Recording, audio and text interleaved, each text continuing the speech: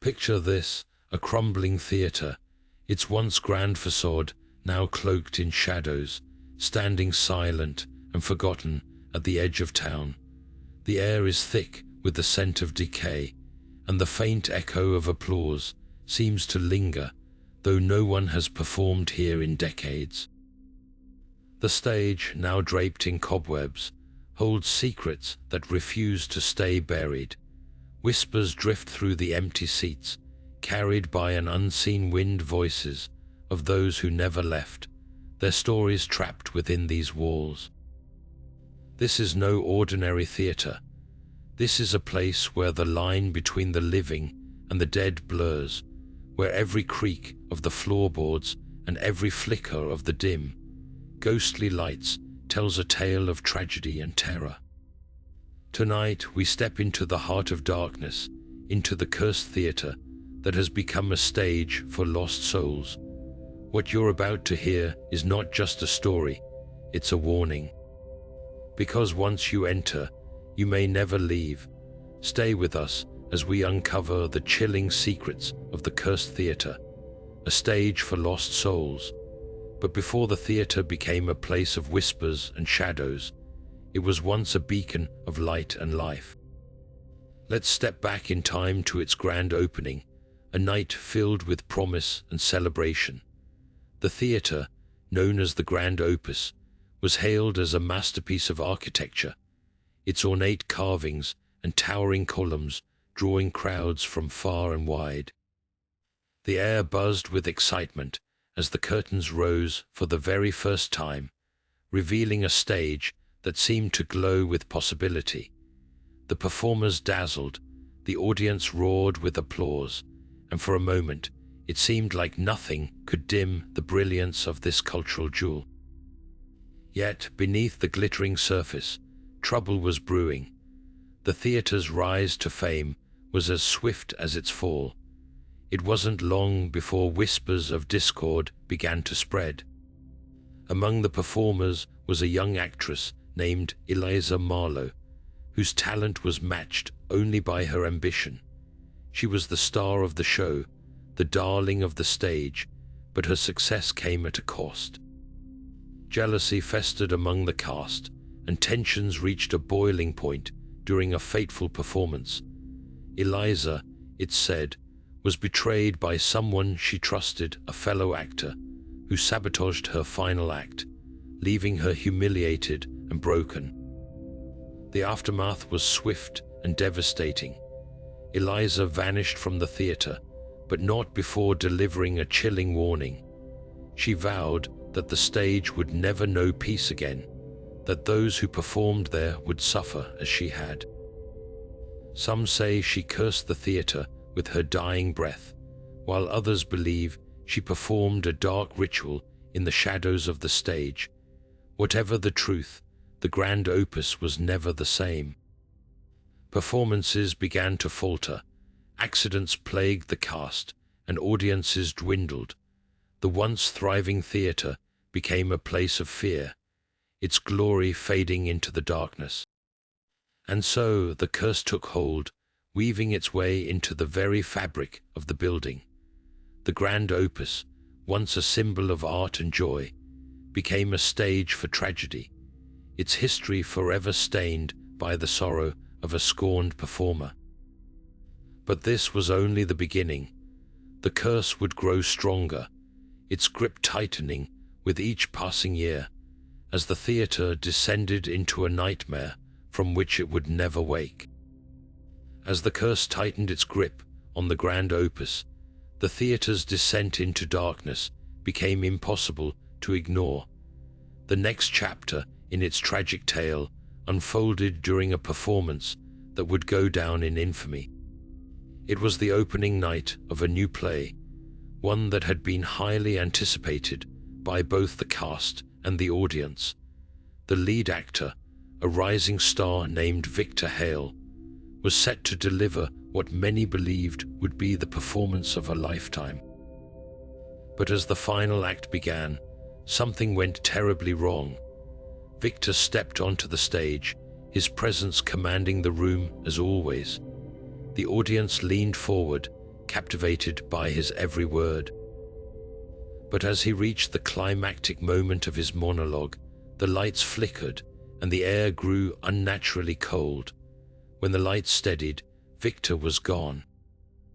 The stage was empty, save for a single object lying where he had stood moments before a blood-stained script, its pages crumpled and torn. The audience sat in stunned silence, unsure if this was part of the performance or something far more sinister. Backstage, chaos erupted. The cast and crew searched frantically for Victor, but there was no trace of him.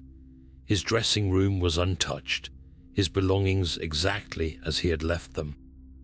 It was as if he had vanished into thin air. Panic spread like wildfire, and the performance was abruptly cancelled.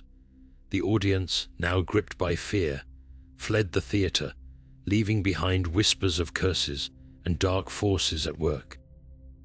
The news of Victor's disappearance spread quickly, and the Grand Opus became the centre of a media frenzy.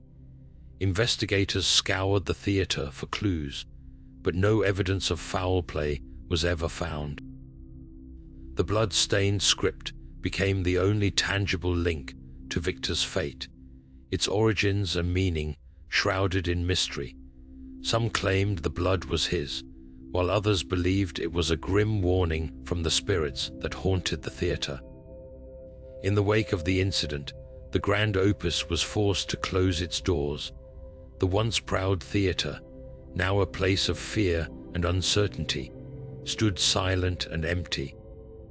The curse, it seemed, had claimed another victim, and the whispers of lost souls grew louder with each passing day. But even in its abandonment, the theatre's story was far from over. The stage, now a silent witness to tragedy, waited for its next act, one that would plunge the Grand Opus even deeper into the shadows. As the theatre fell into silence after Victor's disappearance, a new legend began to take shape, one that would haunt the Grand Opus for years to come. It started with whispers among the remaining staff, those who dared to stay behind to maintain the decaying building. Late at night, when the theatre was supposed to be empty, they began to hear the faint sound of footsteps echoing across the stage. At first it was dismissed as the creaking of old wood or the settling of the building, but soon the sounds grew impossible to ignore. One night, a janitor named Samuel was cleaning the orchestra pit when he heard it, a voice, clear and resonant, reciting lines from a play. The voice was unmistakably Victor Hale's. Samuel froze, his heart pounding, as he peered out from the pit. There, under the dim glow of a single spotlight, stood a figure. It was Victor, or at least something that looked like him. The figure moved with the same grace and precision Victor had been known for, rehearsing a scene as if the theatre were still alive with an audience. But something was off. The figure's movements were too fluid, too perfect, as if it were not bound by the limits of the living. Samuel fled the theatre that night, refusing to return. His story spread quickly, and soon others began to report similar encounters. A stagehand claimed to have seen the phantom performer pacing backstage, muttering lines under his breath. A lighting technician swore she saw the figure vanish into thin air when she tried to approach it. Each account was more chilling than the last, and the legend of the phantom performer became a dark fixture in the theatre's lore. Some believed it was Victor's restless spirit, unable to leave the stage where he had met his mysterious end. Others thought it was something far older, a presence that had always been there, feeding off the theatre's tragedies. Whatever the truth, the phantom performer became a symbol of the Grand Opus's cursed legacy. Those who encountered it spoke of an overwhelming sense of dread, as if the figure were not just a ghost, but a harbinger of something darker still. The sightings continued even after the theatre's closure, with urban explorers and paranormal investigators, reporting strange occurrences during their visits. Some claim to hear the phantom's voice echoing through the empty halls, while others captured fleeting glimpses of the figure on camera. Each encounter added another layer to the mystery, leaving more questions than answers. The phantom performer, it seemed, was not just a ghost, it was a reminder that the Grand Opus was never truly empty. The stage, once a place of art and wonder, had become a playground for the lost and the restless, a place where the line between the living and the dead blurred into something far more sinister. But the phantom performer was not the only dark legend tied to the Grand Opus. As the years passed, whispers began to circulate about a cursed play, a script so dangerous that it was said to summon the spirits of the dead. The play, titled The Vale of Shadows, was rumored to have been written by a reclusive playwright who vanished shortly after its completion. No one knew where the script had come from, but it appeared one day in the theater's archives, its pages yellowed and brittle, as if it had been waiting for someone to discover it.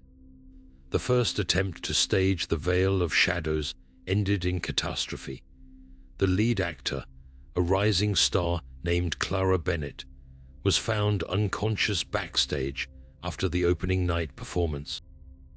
She claimed to have no memory of the play, only vague flashes of shadowy figures surrounding her on stage. Days later, Clara disappeared without a trace, leaving behind only her costume and a single line from the script scrawled on a dressing room mirror. The veil is thin, and they are waiting. Undeterred, the theater's management tried again, this time with a different cast, but the results were eerily similar. During rehearsals, actors reported hearing voices that weren't their own, whispering lines from the play, even when they weren't on stage. One by one, the cast members began to experience strange phenomena, objects moving on their own, sudden drops in temperature, and an overwhelming sense of being watched. By the time the play was set to premiere, half the cast had quit, and the remaining actors were too terrified to perform. The production was cancelled, and the script was locked away, never to be seen again, or so they thought. Years later, a group of ambitious young actors discovered the script hidden in a forgotten corner of the theater's archives. Ignoring the warnings, they decided to stage The Vale of Shadows as a tribute to the Grand Opus's history. But the curse was not so easily outrun. During the final act, the stage lights flickered, and the actors froze mid-performance, their faces pale and their eyes wide with terror. Witnesses in the audience claimed to see shadowy figures emerging from the wings, surrounding the actors as if to claim them. When the lights came back on, the stage was empty. The actors were never seen again. To this day, no one knows the true origin of the Vale of Shadows or why it holds such a deadly power. Some believe the playwright made a pact with dark forces to create a masterpiece, while others think the script itself is a gateway to the other side. What is certain is that every attempt to perform the play has ended in disaster, leaving behind only questions and a chilling reminder of the theater's cursed legacy. And as the whispers of the lost souls grow louder, one can't help but wonder what would happen if the play were performed again. Would the spirits finally find peace, or would the curse claim yet another victim? The answer, it seems, lies buried within the shadows of the Grand Opus, waiting for someone brave, or foolish, enough to uncover it. But the stage was not the only place where the curse of the Grand Opus made its presence known. Behind the velvet curtains, in the dimly lit dressing rooms, another layer of the theater's haunting began to unfold. These rooms, once bustling with the energy of performers preparing for their roles, became the epicenter of unexplained phenomena, that left even the most seasoned actors shaken to their core. Actors reported hearing faint whispers when they were alone, as if someone or something was standing just behind them. The whispers were never loud enough to make out the words, but they carried an unsettling weight, as though the voices were trying to communicate something urgent. Lights would flicker without warning, plunging the rooms into darkness before flickering back to life, often accompanied by the sound of footsteps echoing down the empty hallways. Personal items seemed to have a life of their own. Makeup brushes would vanish only to reappear in strange places. Costumes would shift on their hangers as if someone had just tried them on, and mirrors would fog up inexplicably, revealing faint handprints that no one could explain. One actor claimed to have seen their reflection move independently, smiling at them before the image faded away. The most chilling accounts came from those who experienced these phenomena firsthand. A young actress named Eliza Marlowe swore she felt an icy hand grip her shoulder while she was applying her makeup. When she turned around, no one was there, but the sensation lingered, leaving her too terrified to return to the theater. Another actor, Marcus Reed, found his script torn to shreds overnight, with the words, "Leave while you can," scrawled across the fragments in a handwriting that wasn't his own. He quit the production the next day, vowing never to step foot in the Grand Opus again. These stories spread quickly among the theater community, and soon the dressing rooms became a place of dread. Actors would rush through their preparations, avoiding the rooms altogether if they could. Some even refused to perform unless they could get ready elsewhere, convinced that the spirits of the theater were trying to drive them away, or worse, claim them as their own. The haunted dressing rooms became a grim reminder of the curse that clung to the Grand Opus. Whether these occurrences were the work of restless spirits or something far more sinister, one thing was clear: the theater's dark history was far from over. And as the whispers grew louder and the shadows deeper, the question remained what or who was truly behind these eerie events. As the mystery of the dressing rooms deepened, another chilling aspect of the theater's curse began to surface. Beyond the stage and the haunted rooms, there were reports of shadowy figures sitting silently in the audience, watching every move with unseen eyes. But that is a story for another time. But the haunting of the Grand Opus did not stop at the stage or the dressing rooms. As the curse tightened its grip, a new and unsettling phenomenon began to unfold, one that turned the theater's empty seats into a stage of their own. During late-night rehearsals, when the house lights were dim and the stage was bathed in a ghostly glow, performers and crew members started to notice something strange. The audience seats, meant to be empty, were not. Shadowy figures began to appear, sitting silently in the rows as if watching the performance. At first, these figures were dismissed as tricks of the light or the exhaustion of long rehearsals. But as the sightings became more frequent, it became impossible to ignore. The figures were always there, motionless, their features obscured by darkness. When approached, they would vanish without a trace, leaving behind only a cold draft and an eerie silence. Some believed these shadowy spectators were the spirits of past patrons, forever bound to the theater they once loved. Others speculated they were the restless souls of those who had met tragic ends within the Grand Opus, drawn back to the place where their stories had been cut short. Whatever their origin, their presence was undeniable and deeply unsettling.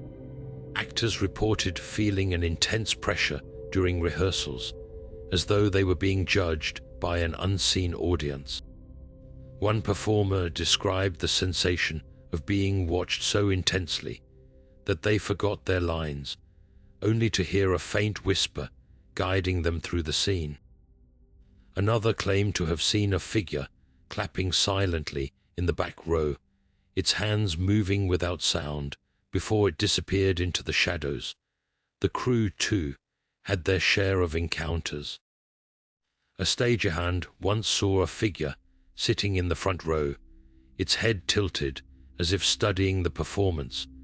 When he called out, the figure turned to face him only to dissolve into the air. Another crew member found a program from a performance decades ago lying on a seat, its pages yellowed and brittle, as if placed there by an unseen hand. Theories about the shadow audience began to circulate. Some believed these spirits were harmless, simply reliving the joy of the performances they had once enjoyed. Others feared they were malevolent, feeding off the fear and energy of those who dared to perform on the cursed stage. Whatever the truth, one thing was certain: the Grand Opus was no longer just a theatre. It was a gathering place for the living and the dead, a stage where the boundaries between worlds blurred. As the shadow audience grew bolder, their presence became a constant reminder of the theatre's dark legacy. Performers began to dread rehearsals, their eyes darting to the empty seats, half expecting to see the figures return. And as the whispers of the past grew louder, the question lingered: what did these spirits want? Were they simply spectators, or were they waiting for something, or someone, to join them in the shadows? The mystery of the shadow audience added another layer to the curse of the Grand Opus, a chilling reminder that the theatre's history was not just written in its walls, but in the very air that filled its halls. And as the final act of this dark tale approached, the line between performer and spectator would blur in ways no one could have imagined. But the shadow audience was not the only spectral presence haunting the Grand Opus. Deep within the theatre's history lies a tale of love and loss so profound that it has left an indelible mark on the very fabric of the building. This is the story of two star-crossed lovers, whose romance burned brightly but ended in tragedy, leaving their spirits forever entwined with the theatre's cursed legacy. The lovers, a young actress named Isabella and a talented playwright named Victor, met during the theatre's golden age. Their love was the stuff of legends, a passionate bond that seemed destined to defy the odds. Victor wrote his greatest works for Isabella, and together they brought the stage to life with performances that left audiences spellbound. But their love was not without its challenges.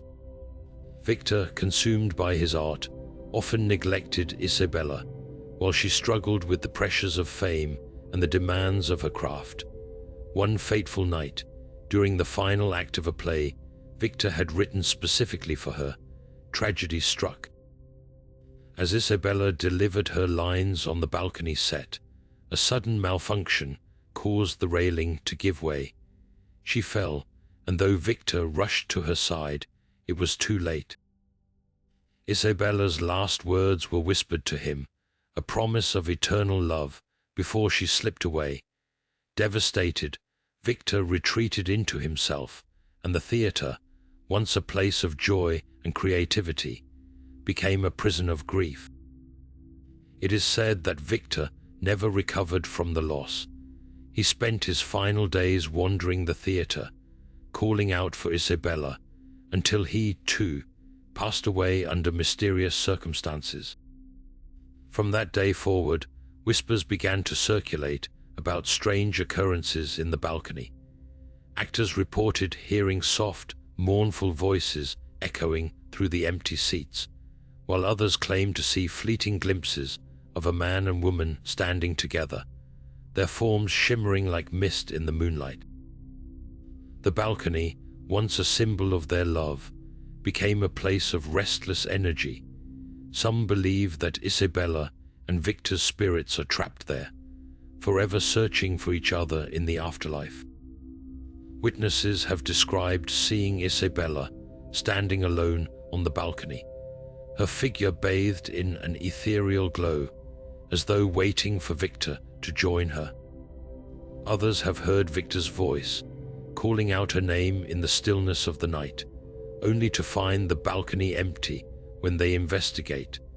The tragic love story of Isabella and Victor adds a haunting layer to the theater's cursed history. Their spirits, bound by love and loss, serve as a poignant reminder of the human emotions that once filled the Grand Opus. And as the whispers of their story echo through the halls, one can't help but wonder, are they searching for each other, or are they simply reliving the moments of their love, forever trapped in the place where it all began? As the tale of the Grand Opus unfolds, the balcony remains a focal point of its haunting, a place where the past and present collide, and where the spirits of two lovers continue to seek solace in the shadows. Their story, like the theater itself, is a testament to the enduring power of love and the tragedy that can arise when it is lost. And as the final act of this dark tale draws near, the question lingers: will Isabella and Victor ever find peace, or are they destined to wander the balcony for eternity, their love forever unfulfilled? The answer, like the spirits themselves, remains shrouded in mystery, but the tragic love story of Isabella and Victor is only one piece of the puzzle. Beneath the surface of the Grand Opus lies a darker secret, one that many believe to be the true source of the theater's curse. This is the story of a vengeful stagehand whose actions would forever taint the theater with a malevolent energy. Long before Isabella and Victor's time, the theater was a place of ambition and rivalry. Among the staff was a stagehand named Elias, a man whose quiet demeanor masked a simmering resentment. Elias had once dreamed of being a performer, but his lack of talent and connections left him relegated to the shadows, working behind the scenes while others basked in the spotlight. Over time, his bitterness grew, festering into a deep-seated hatred for those who thrived on the stage. One fateful night, after years of being overlooked and undervalued, Elias snapped. He had been passed over for a promotion yet again, and the final straw came when a young actor mocked him in front of the entire crew. Consumed by rage, Elias retreated to the depths of the theater, where he performed a dark ritual in the hidden chambers beneath the stage. Using ancient symbols and artifacts he had collected over the years, Elias called upon forces beyond his understanding, invoking a curse that would bind the theater to a fate of tragedy and despair. The symbols Elias used were cryptic and unsettling, strange markings etched into the floor, arranged in a pattern that seemed to pulse with an unnatural energy. Among the artifacts were items of personal significance to those who had wronged him: a lock of hair, a piece of costume jewelry, and even a fragment of a script. These objects, combined with the ritual, were said to channel the anger and pain Elias felt, transforming them into a curse that would haunt the theater for generations. When the ritual was complete, the theater seemed to change. Performances that had once been flawless began to falter, and accidents became more frequent. Actors reported feeling an oppressive weight in the air, as though the very walls were watching them. Strange noises echoed through the halls, and shadows seemed to move on their own. It wasn't long before whispers of a curse began to spread, and Elias, realizing the magnitude of what he had done, vanished without a trace. Years later, during renovations, workers discovered the hidden chamber beneath the stage. The symbols were still there, faint but unmistakable, and the artifacts Elias had used were found scattered among the debris. Paranormal investigators who examined the site described feeling an overwhelming sense of dread, as though the curse still lingered, waiting to ensnare anyone who dared to disturb it. The origin of the curse adds a chilling layer to the theater's history, a reminder that the darkest forces often stem from the deepest wounds. Elias's actions, born of bitterness and despair, created a legacy of suffering that continues to haunt the Grand Opus to this day. And as the theater stands silent, its secrets buried beneath the stage, one can't help but wonder, was the curse truly broken when Elias disappeared, or does it still hold sway over the souls who walk its halls? As the story of the Grand Opus unfolds, the curse's origin serves as a grim reminder of the power of human emotion and the lengths to which one person's pain can shape the fate of many. And with each passing year, the question remains, can the curse ever be undone, or is the theater destined to remain a stage for lost souls, forever bound by the shadows of its past? But the story of Elias and the curse is only the beginning of the Grand Opus's descent into darkness. As we move deeper into the theater's tragic history, we come to the night that sealed its fate, the final performance, a night of chaos and terror that would leave the theater forever abandoned. It was a cold, moonless evening when the Grand Opus prepared for what would become its last show. The play chosen for that night was one that had been performed countless times before, a classic tragedy that had always drawn large crowds. But this time, something felt different. Actors reported feeling an unusual heaviness in the air, as though the theater itself was holding its breath. The stage lights flickered intermittently, and strange whispers could be heard echoing through the corridors, though no one could pinpoint their source. As the audience filed in, the atmosphere grew increasingly tense. Many later recalled feeling an inexplicable sense of unease, as though they were being watched from the shadows. The performance began as scheduled, but it wasn't long before things started to go wrong. Midway through the first act, one of the lead actors suddenly froze on stage, his face pale and his eyes wide with terror. He began to speak, but his words were not from the script.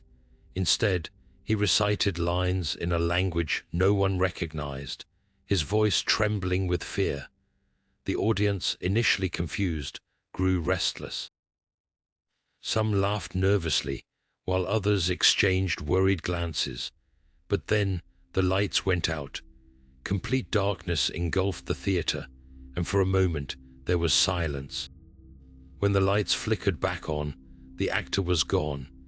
His absence sent a wave of panic through the cast and audience alike. Chaos erupted. People began to scream as shadowy figures appeared in the aisles, their forms indistinct but undeniably menacing. The actors on stage tried to continue, but their voices were drowned out by the growing cacophony of fear. Some audience members attempted to flee, only to find the exits mysteriously locked. Others claimed to see ghostly apparitions moving through the crowd, their faces twisted in anguish. Backstage, the crew was in disarray. Stagehands reported hearing footsteps where there should have been none, and props began to move on their own. One crew member later recounted seeing a figure standing in the shadows, its eyes glowing faintly as it watched the unfolding chaos. The final moments of the performance remained shrouded in mystery. Witnesses described a sudden, deafening silence that fell over the theater, as though time itself had stopped. When the lights came back on, the stage was empty. The actors, the crew, and the audience, every single person inside the Grand Opus that night, had vanished without a trace. In the days that followed, authorities searched the theater, but found no sign of the missing individuals. The only clue was a single blood-stained script left on the stage, its pages filled with the same cryptic language the actor had spoken before his disappearance. The Grand Opus was sealed shut, its doors never to open again. To this day, the final performance remains one of the most chilling mysteries in the theater's history. What happened to those who were inside that night? Were they victims of the curse, or did they become part of it? The answers may never be known, but one thing is certain. The Grand Opus's final act was a tragedy unlike any other, a haunting reminder of the darkness that lies within its walls. As we continue to unravel the mysteries of the cursed theater, the final performance stands as a grim testament to the power of the curse and the terror it unleashed. But the story doesn't end here. In the shadows of the Grand Opus, there are still secrets waiting to be uncovered, and the question remains what other horrors lie hidden within its silent halls. But the story of the Grand Opus doesn't end with its final performance. Even decades later, the theater continues to draw the curious and the brave, paranormal investigators, urban explorers, and thrill seekers who dare to step into its silent, shadowed halls. What they find there only deepens the mystery of the curse that clings to this place. In recent years, several teams of paranormal investigators have ventured into the abandoned theater, armed with cameras, audio recorders, and a determination to uncover the truth. What they captured is both chilling and baffling. One group reported hearing faint whispers echoing through the empty auditorium, voices that seemed to come from nowhere and everywhere at once. When they played back their recordings, they discovered words spoken in the same cryptic language that had been found in the blood-stained script from the final performance. Another team claimed to have seen shadowy figures moving across the stage, their forms flickering in and out of view. These apparitions seemed to reenact scenes from the cursed play, their movements slow and deliberate, as though trapped in an endless performance. One investigator described the experience as watching ghosts relive their final moments over and over again. Urban explorers who have snuck into the theater often speak of an overwhelming sense of dread that settles over them as soon as they step inside. Many report feeling as though they are being watched, even when they are alone. Some have captured strange orbs of light in their photographs, while others have experienced sudden drops in temperature, their breath visible in the air despite the warm weather outside. One particularly eerie account comes from a group of explorers who claim to have heard the sound of a full orchestra playing in the empty theater. The music was hauntingly beautiful, yet no instruments or musicians were present. When they tried to locate the source of the sound, it seemed to move, always just out of reach. Theories about why the curse persists are as varied as the encounters themselves.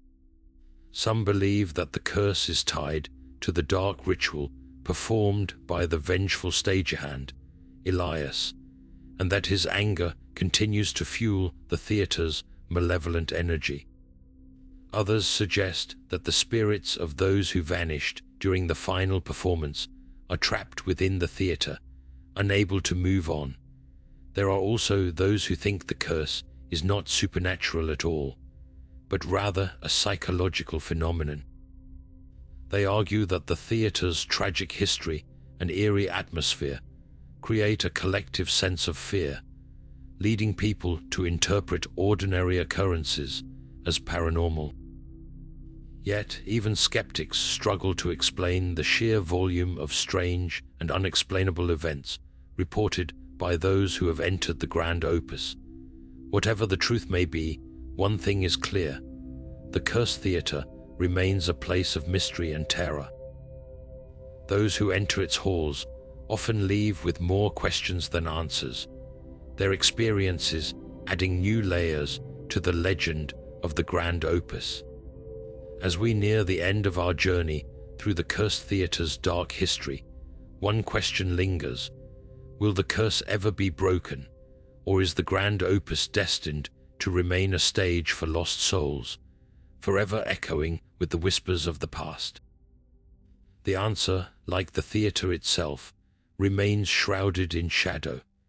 As we draw the curtain on the tale of the Grand Opus, the Cursed Theatre's story lingers like a shadow in the mind. From its grand beginnings to its tragic downfall, the theatre has become a stage not for the living, but for the restless souls who seem to haunt its every corner. The whispers of lost actors, the phantom performances, and the eerie encounters reported by those who dare to enter all weave together a tapestry of mystery and terror. The curse, whether born of a vengeful ritual or the collective anguish of those who perished within its walls, continues to defy explanation.